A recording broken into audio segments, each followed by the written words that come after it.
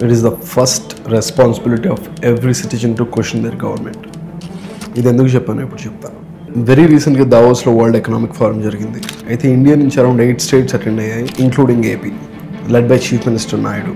అయితే ప్రతి state ఇన్వెస్ట్మెంట్స్ని attract చేయడానికి వాళ్ళ స్టేట్లో ఉన్న అడ్వాంటేజెస్ అలాగే వాళ్ళ గవర్నమెంట్ ఇచ్చే ట్యాక్స్ ఇన్సెంటివ్స్ని ఎక్స్ప్లెయిన్ చేసింది in order to get investments. So దావోస్లో everyone tried their level best, including ఆంధ్రతో సహా rounds of meetings with different people from various sectors. CBN అయితే తన ఓల్డ్ ఫ్రెండ్ మీట్ అయ్యారు, the Elon Musk of 90s.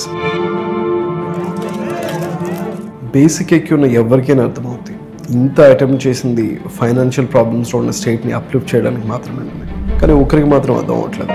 Look at what he said. Telugu కమ్యూనిటీని మేము strong గా promote చేస్తాము అని సిబిఎన్ గారు డావోస్ వెళ్ళి చెప్పారు కదా. చివరికి ఆ తెలుగు కమ్యూనిటీనే సిబిఎన్ గారికి హ్యాండ్ ఇచ్చిందా?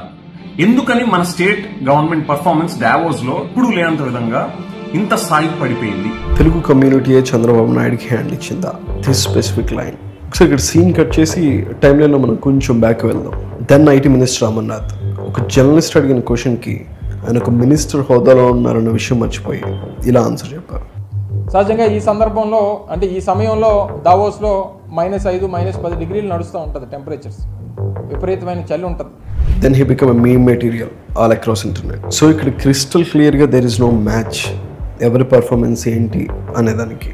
మరొక ఇంపార్టెంట్ విషయం ఏంటంటే attempt is always great, outcome ఎలా ఉన్నా సరే. కంక్లూజన్ ఏంటంటే ప్రెసెంట్ గవర్నమెంట్ని డిఫెండ్ చేయడం నా అజెండా కాదు.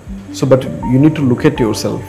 ఒకరి మీద if you putting a finger at someone, you need to understand, is your information legitimate and how perfect you are in it. That's all.